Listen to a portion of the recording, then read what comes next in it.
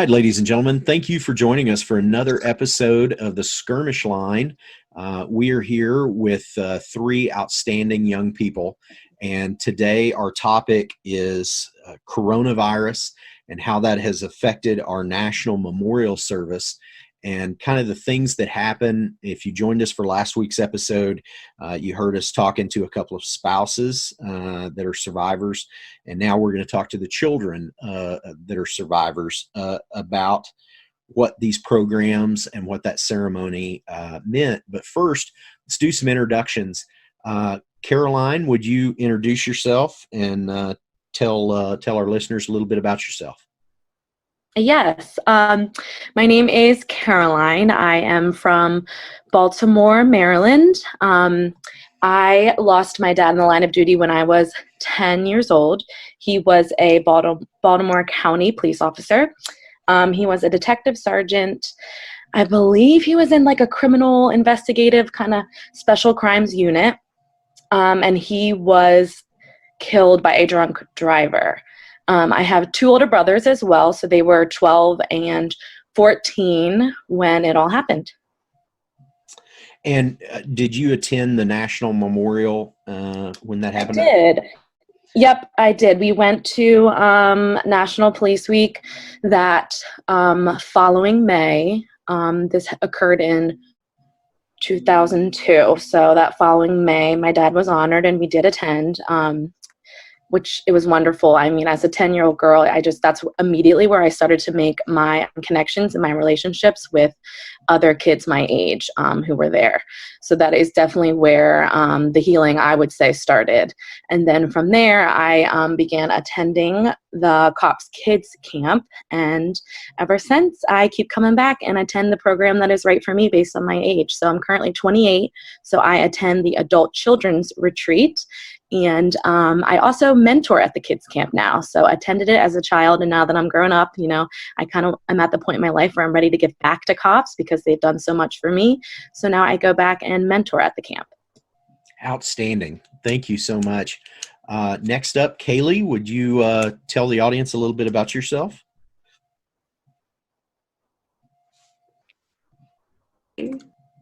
I was muted. I didn't want any background noise. Yeah, no worries. Kaylee Nava. I'm from Fort Worth, Texas. And so my hero is my dad. He was a Fort Worth police officer, and he died in the line of duty December 1st, 2005. He was a zero tolerance officer in Fort Worth, and he was serving a warrant and was hurt by gunshot. And I was 9 when it happened. I have a brother, a younger brother, who was 4 at the time. I'm currently now about to be 24, and my brother is 19. And so we went that following, same as Caroline, that following May is when we got to experience National Police Week. And I remember going to the kids' events. I really remember, I think, the ceremony the most.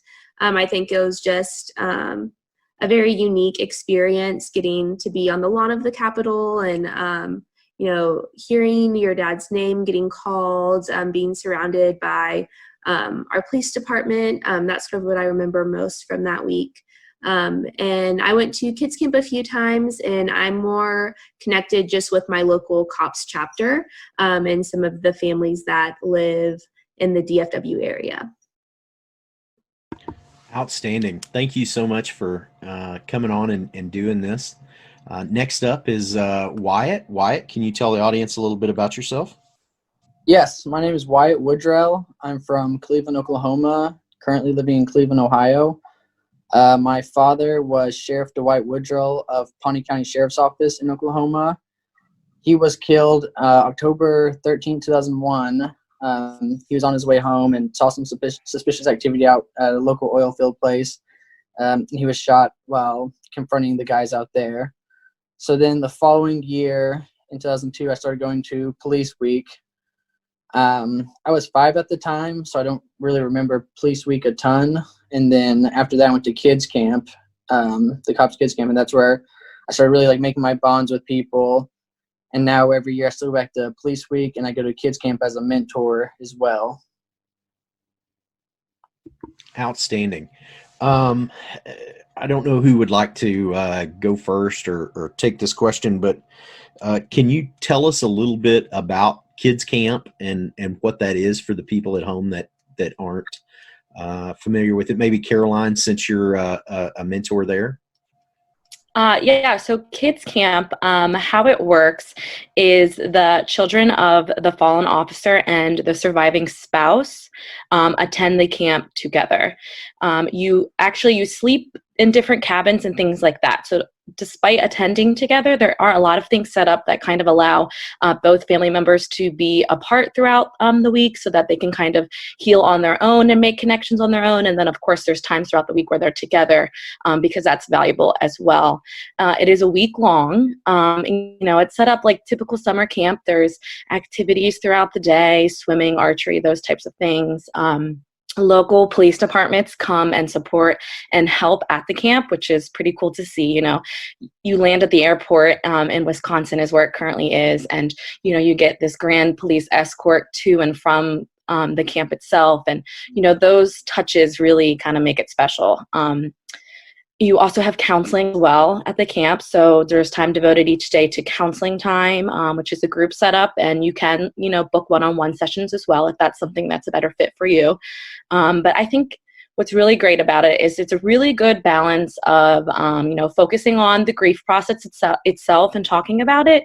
But there's also that good balance of allowing connections to be made naturally, just having fun, doing summer camp type things together and letting those bonds form. Outstanding. And remind me, how many years have you been attending? So you can start attending once you are, I think it's 7. Wyatt, is that right? I can't remember. Maybe Kaylee, I think it's 7. 6 to 14. It's 6. Okay, yeah. So once you're 6 years old and then up to age 14, you can attend. And then once you age out, there are other programs available. So essentially, any age there's a program for you with C.O.P.S, which is kind of nice. It's not like they leave you hanging dry once you're a certain age. They're always there for you in any type of program. Outstanding. Are there other services that you can think of that are survivors that will not be able to attend Police Memorial this week, that's coming up, Police Memorial Week, that they should know about? Or are there other things other than just the C.O.P.S, the Kids for C.O.P.S thing? Is there other stuff they should know about? Their local C.O.P.S chapter would be a good start to contact them. I know they've probably made connections with them when the line of duty death occurred. But I know most departments have a memorial service each year, and they always fall right around this time in May. Wyatt and Kaylee, I'm not sure if you have other ideas either, but those are the two that first came to mind for me. Yeah, I sort of agree with you, Caroline. Like I said, I think I'm more involved with my local chapter than doing more of the national retreats. And I would just, encourage others to make those connections locally. Just being surrounded by people who, they might not have the same exact story as you, but I feel like we all go through similar feelings and similar thoughts, and just being able to connect with people already just sort of through this common experience has really helped me a lot. I know I haven't gotten to go yet. I was planning to go this summer, but obviously that's not going to happen anymore. So hopefully whenever it's safe to do it again. But I know there is an adult children's retreat that when you're old enough for that I've heard a lot of great things about as well. Wyatt, do you have anything that you would like to say to the children out there that may be listening, of survivors that haven't attended these things yet? Yeah. So I basically credit C.O.P.S to a lot of my success in life. Just growing up, the people that you grow up with in your hometown, they don't have the same life experience as you. And you go to the C.O.P.S Kids Camp, and if you feel like you're different at home when you're at C.O.P.S Kids Camp, it makes you realize that you're not different. You're just the same as every other kid out there. And then myself, when I was at C.O.P.S Kids Camp, I found myself leaning on my mentors a lot, as well as like my other campers. And so the mentors having like that like adult figure around you, encouraging you still, that I think makes a huge difference. And so I think COPS, the program, I think it's all very amazing. Outstanding. Do any of you have any particular stories about the camp or anything that you would like to share with the listeners? Yeah, I can share. My first year at camp actually was, you're obviously hesitant to jump in. I mean, I had made some connections and friendships at Police Week, but it's hard to keep in touch. And I had written a friend that I had met. We kind of kept in touch as pen pals. And so I was looking forward to going to camp to see that specific friendship. But that year, our first year, it was my mom, myself, and then my middle brother attending. And our flight, we had such issues with our flights. Our first flight got canceled. It was an issue getting it rescheduled. It was this big fiasco. So we ended up not getting there until the next day. And we had to kind of drive in late. And of course, then our luggage was lost. So it was just kind of one thing after another. And I know it was kind of trying, especially, for my mom, this new widow taking two of her kids to a camp that she's not really sure what to expect. My oldest brother was going to Outward Bound, which is another program COPS works with. And, she was apart from him. So I know it was just an emotional journey for a lot of us. But when we got there and we arrived, it was kind of scary because we were walking in late. So we didn't get a lot of the initial start of the week routines and runs down and 411 kind of stuff. So we walked in, and I remember it was dinner. We walked into the dining hall, and I was kind of just looking around like, oh God, what am I going to do? Where am I going to sit? What's going on? And the girl that I had made a connection with at Police Week just came running up to me and gave me a huge hug. And like right away, I was good to go for the rest of the week. I remember right then and there, I was like, all right, Mom, I'll see you later. And I sat down with her and, started eating and talking with other boys and girls my age. Our luggage arrived a few days later, but it didn't really matter. We just kind of made the best of it. So it was a pretty cool moment arriving like that and having that all happen. Thank you for sharing. Do any of Wyatt or Kaylee, do y'all have a story like that you would like to share? My first year at camp, I went when I was 6 years old, so the youngest age I could be there. And every day you go to like counseling sessions. The different age groups go to different counseling sections. And so I was so scared of the counseling, I just ran away and I refused to do it. And I ended up most of that week kind of staying very close down. And I ended up doing like they check the cabins there to make sure they're clean, and they give an award for the cleanest cabin. But I ended up going with those guys every day to go check the cabins because I was so scared. But when I finally opened up and started making friends there, I've literally made like lifelong friends. So my first year was 2002. So the same kids I met that year, and like I met Caroline a few years later, we've been friends forever, and we'll just always have that friendship. So it's kind of scary at first, but it's so rewarding after you finally get there and go to it and do this. Kaylee, do you have anything like that to share? Yeah, sort of going off that, I think just like they both said, just the connections that you make are really impactful. The one that sort of impacted me the most, I would say, is the counselor that I had that first time when I went to COPS Kids Camp.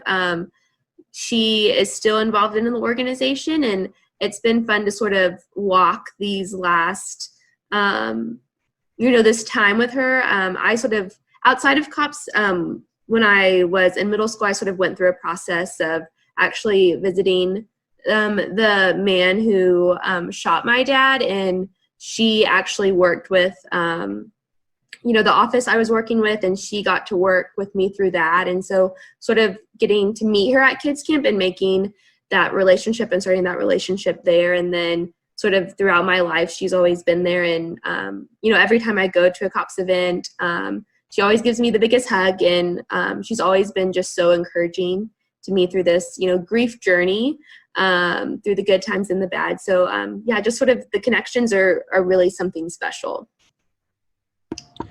Aside from the COPS camp, do you guys come back to the National Police Week ceremony in DC, or come to the candlelight vigil at the memorial?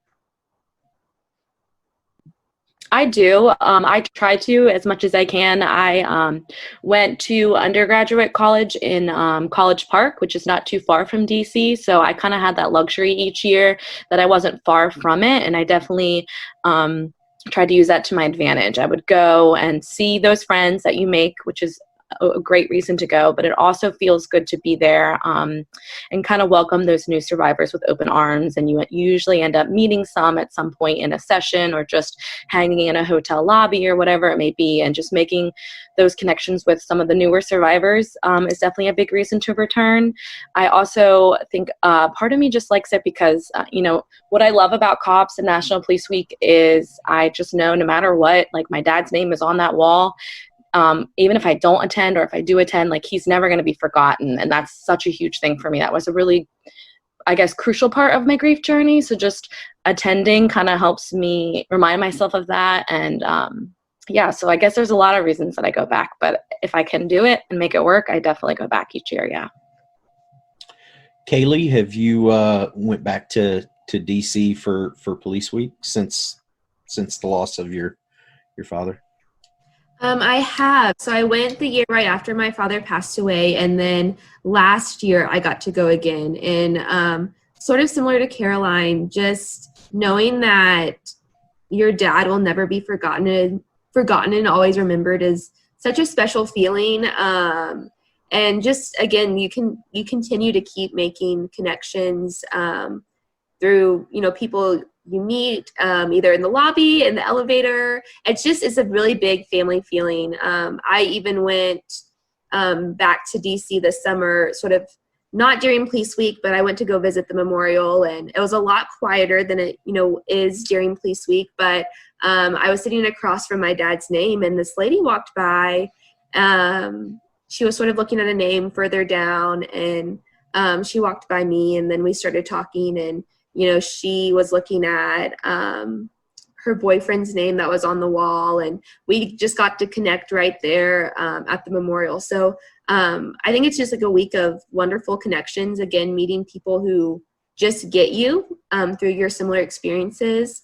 And I think COPS just has a lot of special touches as well, getting picked up at the airport by other police departments, getting escorted through. They just they never leave you hanging. And I think it's just a really, really wonderful feeling to be a part of it.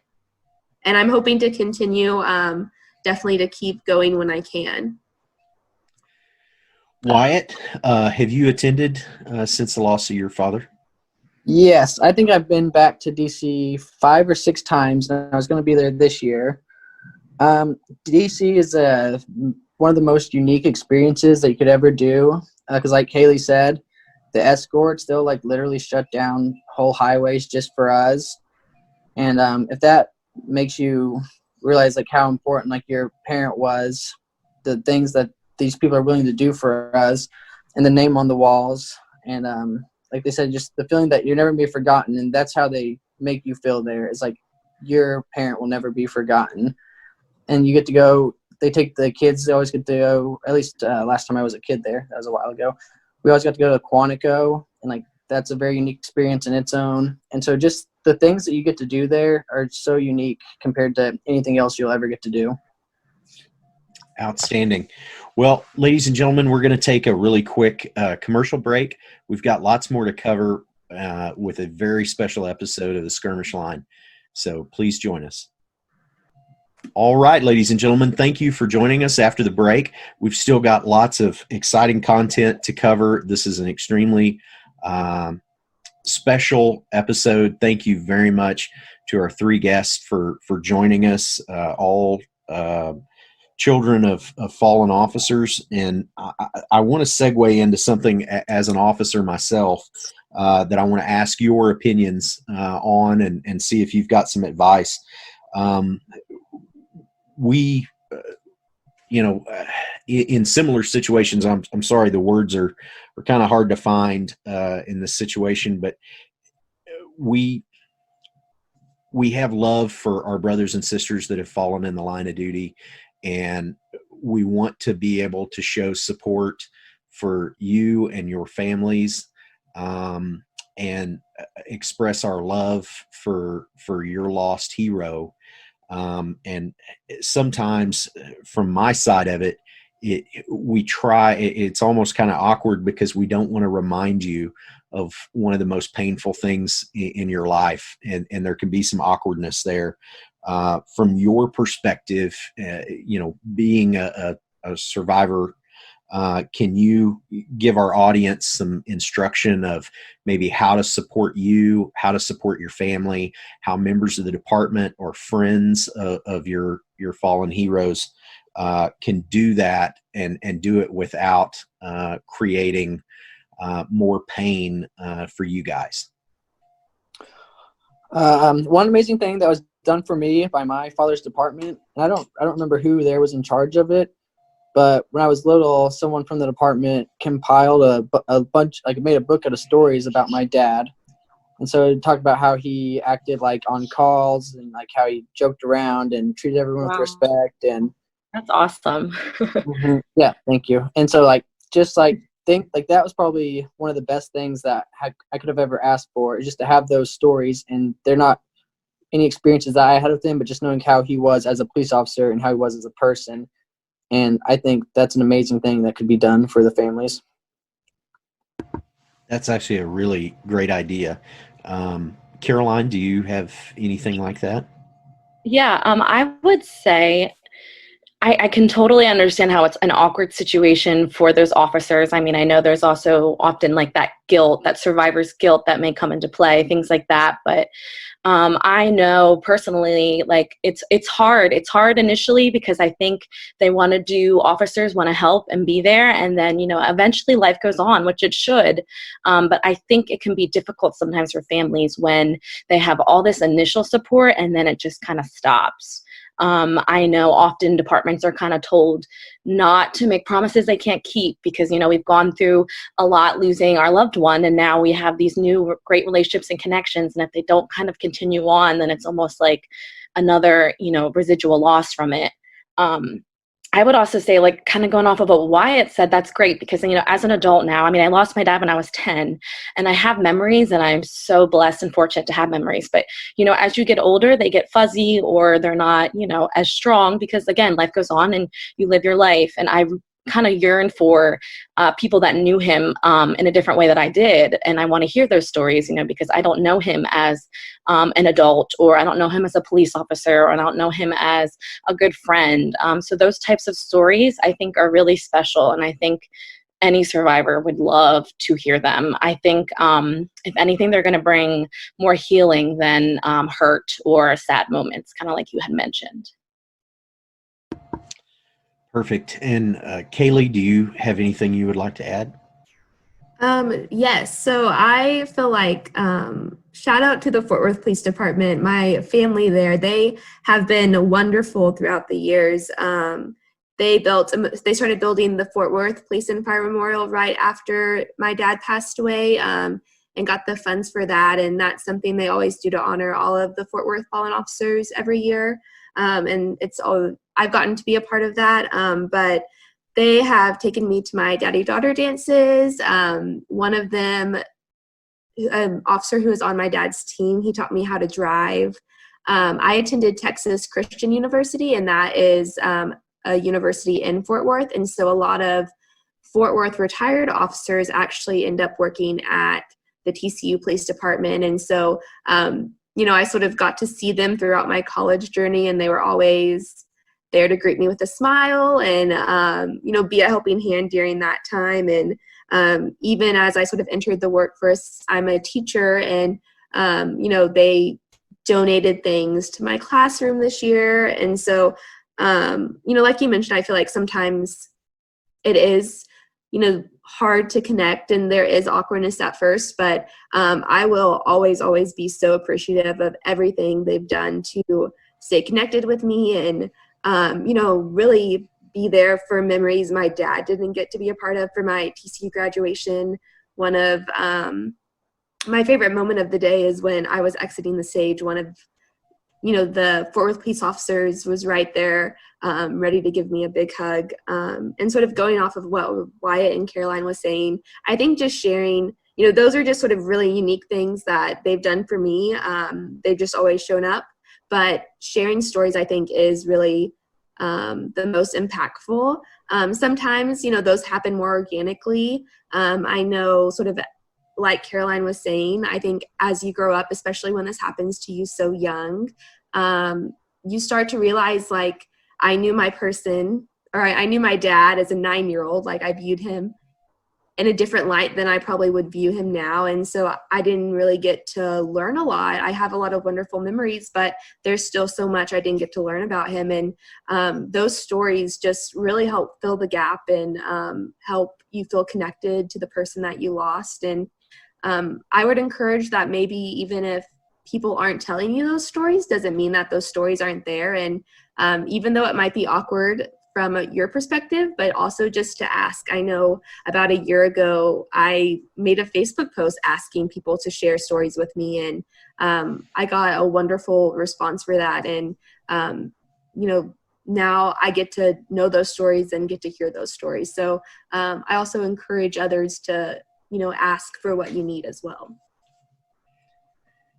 Yeah, that is amazing. Also, I didn't know you were a TCU graduate. Go Frogs! Yes, go Frogs! Go Frogs! So, with that being said, I've heard from all three of you kind of your career paths, and I wanted to ask you if your father's being in law enforcement, and then your continued relationship with law enforcement through the C.O.P.S program and your local departments, if that affected your choice of professions. I would say yes. I'm currently a school counselor. I was actually a teacher first, like Kaylee. I used to teach first grade, and I kind of knew I loved it, but I just kind of knew that there was something else I kind of wanted to eventually head to, and that was counseling. And I can definitely say that the counselors I've met through C.O.P.S and just experienced at National Police Week, the group therapy I've had in that career path of mine. So now I'm currently a school counselor at an elementary school, and I work, with kids K through 5th grade on various issues. I recently had a boy in 5th grade who lost his mom, and those types of things. I was in 5th grade as well, so it hits home, but it hits home in a way that really sparks some motivation, go above and beyond to help and support some of these kiddos. So I would say it definitely had a huge impact in where I ended up. Kaylee, could you speak on that topic? First year of teaching as a first grade teacher, and I wanted to go into teaching just because my teachers were very, very impactful for me during the time where I lost my dad. It's just my teachers were able to make those connections with me, just like how the people in C.O.P.S, whether it be the counselors or other families or survivors you meet, just like that connection and knowing that it's similar as you, but knowing that you can be a helping hand to them. And I decided to do teaching just because, I'm hoping that hopefully none of my students ever have to go through what I did, but knowing that maybe if I can be help to them, if they did, in a supportive role. So I feel like my dad definitely has impacted, where I ended up career-wise. Wyatt, can you advise on that as well? Yes, I just became a police officer just a few days ago. And so obviously my father has had an impact on me, and my brother actually also just became a police officer, so him as well. And not only growing up, being at DC and seeing all the cops around there and how they treat us like kids so kindly, it shows us like how great people police officers are. And then going to kids camp where a lot of the mentors are with them, and see how police officers are. My whole life I wanted to be a police officer because of these interactions that I've had. Outstanding. And Wyatt, do you mind telling us which agency you joined? Are you at your father's agency or a different one? Yes, I'm with the Cleveland Divisions of Police. Oh, I'm sorry, because you're from Cleveland, Oklahoma, and you moved to Cleveland. I got confused there for a second. That's kind of a one in a million One deal. Cleveland to the other. So I like to tell people I applied for the wrong Cleveland. So with that being said, does anybody, before we move into kind of closing thoughts or messages to this year's survivors, does anybody have anything else they would like to cover? All right. I'll say that even though go ahead. Oh, sorry. I thought I missed something. I'll say that even though please try again next year. Or if there's any other thing that comes up in your local chapter that you're able to get to this year, go do it and give it a chance. Just because you missed out this year, don't let that deter you, because COP options that they have are amazing and they will make a difference in your life. You just got to give them a try, just once. Yeah, I agree. I would also add, you're not alone. You know, we're all here. We have all lived very similar experiences, grief journeys. You know, one thing that I've always noticed attending COPS things is, as you group similarities, little pieces among each other's stories that, you know, kind of connect or are similar. So there's always somebody that you can find a connection with. So like Wyatt said, I know it may deter you that this year kind of played out like it. Year, hopefully we can kind of begin that journey of honoring your officer as they deserve. And I agree with both of them. I wouldn't let this year be a roadblock, but just, you know, don't wait too long. Looking at my journey, that's something that I regret a little bit, is not getting more involved with COPS, just because those connections have really helped me, really helped me grow over the years, the ones that I have gotten to make locally. So just get connected when you can. And like Caroline said, you're never alone. It might feel that way, but you truly have such a big family in this COPS organization that will care for you and love you and walk with you during this time. Outstanding. Thank you to each one of you for participating in this and doing this. You know, we don't have a huge listener base yet, but hopefully if just one survivor out there can hear this and get some encouragement out of it, it was worth it. And I appreciate you taking the time out of your day to join us. It is truly an honor and a privilege to have been able to speak with each one of you today. Thank you so much. Thank you.